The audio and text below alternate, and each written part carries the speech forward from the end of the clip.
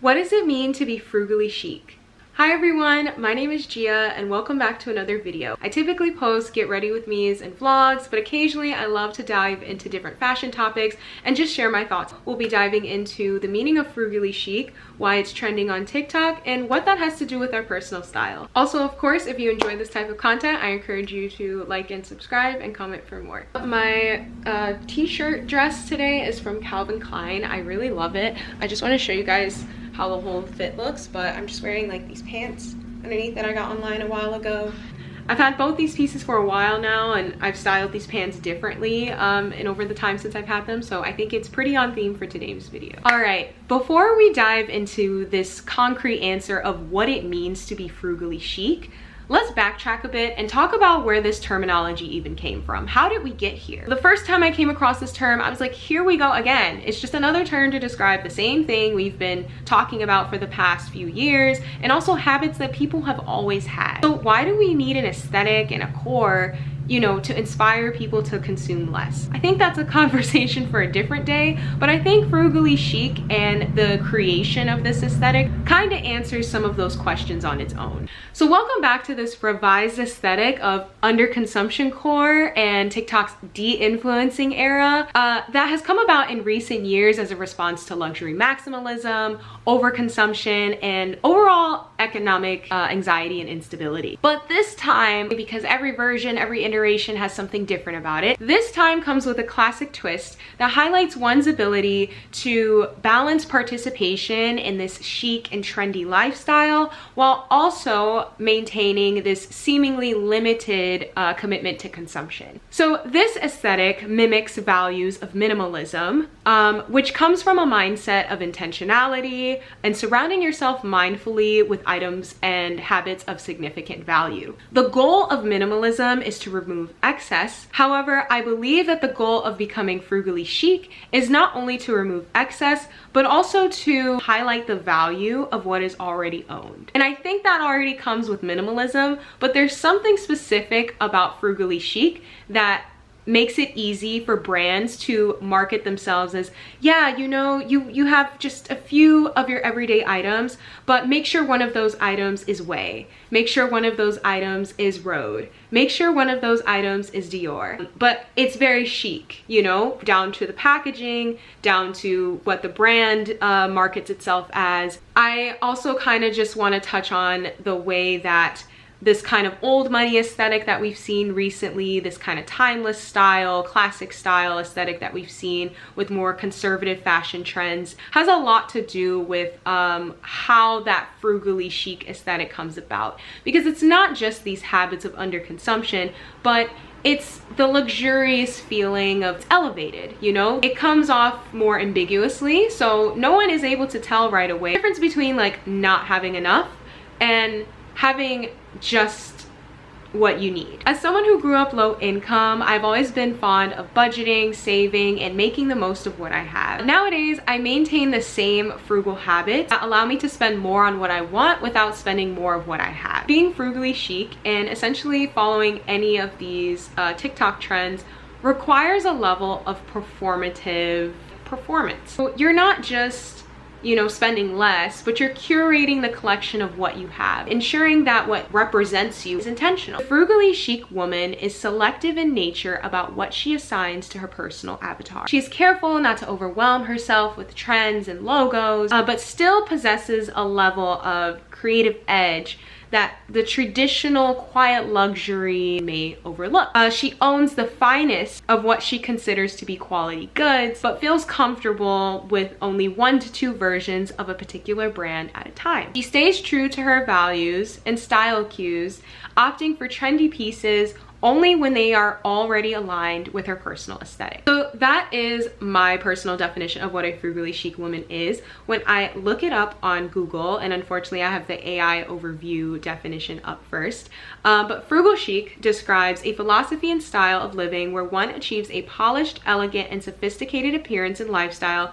without overspending or excess consumption. So huge emphasis here, right, on polished, elegant and sophisticated appearance. So the reason I mentioned brands, curation, and all of this is because frugal chicness is not only, you know, like I said, to reduce excess, but it is also more aligned with that quiet luxury feel because it emphasizes elegance and sophistication alongside removing excess. You're removing the noise and you just want to focus on the quality of what is there. That speaks a lot to the type of design, storytelling, and customer experience that these designer brands typically provide. When you see that Dior logo, you're thinking heritage luxury, French elegance, timeless sophistication, this dreamy, elegant, very poetic narrative to Dior that they focus on in their design and storytelling. If I had to explain this in Gen Z trend terms, under consumption core, de-influencing era had a baby with the old money quiet luxury aesthetic and birthed the frugal chic. So now that we spent a good portion talking about what it means to be frugally chic, I want to share with you guys some of the tips that I use in my everyday life. Number one, use what you have until it's worn out. I rarely buy new clothes, and I don't see the point of buying multiples of the same item if they're destined to run out eventually. If I'm curious about something new, I'll start with samples or smaller versions before committing. And when trends cycle around, I restyle what I already own instead of buying a duplicate. I spend a lot of time thinking about what I want to buy. It may take me like 6 months or longer to think about my next purchase. If I see that a particular style is trending, what do I already have in my closet that, you know, are key features of that particular aesthetic? I just really believe that the items that I introduce into my wardrobe are meant to stay there for a significant period of time, even if they're only meant for special occasions. And I think that's the whole appeal of having something like a capsule wardrobe, because you're already like ready, you're prepared. Okay, you can mix and match anything and you have like an endless amount of outfit combinations that will always still look refreshing. So I try to use what I have, and a challenge that I've even given myself by posting my outfits on Reels every day is just to post what I have. Like I was like, oh, I don't really have the clothes that are trendy right now. Like I can post like my outfit combinations and outfit ideas, but this isn't really, you know, my style or what people are into. But I was like, you know what? The only way I can improve my sense of style is by constantly documenting the outfits and the clothes that I have, and then experimenting what's possible by wearing what I have until it's completely worn out. It shows me I wear this thing all the time. I use this thing all the time. So this is worth the investment, however much I spent on it. 2 and 3 are essentially the same point, but I kind of split them into 2 different sections because they take place in 2 different settings. First one is asking myself, does this spark joy, right? Like Marie Kondo, but does this spark joy while shopping? Okay, if I'm in the store and I can put it back, I'm not gonna buy it. I'm not gonna convince myself to buy it. I'm not gonna force myself to walk out of the store with something. I'm gonna walk out empty-handed and say I'll try again another time. If I have to overthink a certain piece and how it fits into my wardrobe, I don't buy it. I'm only tempted to buy it because it's trendy.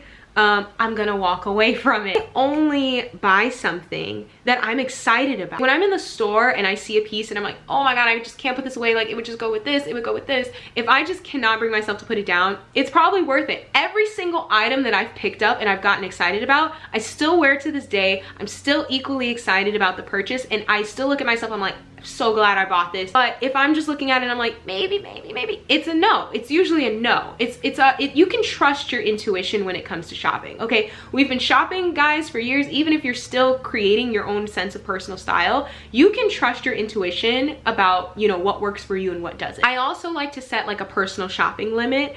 So say for instance, if I'm picking up a lot of pieces and I'm like, oh, I love this, I love this, I love this, I try to set a limit like, okay, you can only get 3 items today. And then I'll pick up everything that I love when I walk around, and then I take a moment to evaluate, okay, out of these 5 pieces that I picked up that I love, which ones are to die for? Like which ones can I not walk away from the store without? Like which ones will I feel like if I put it back, I missed a moment?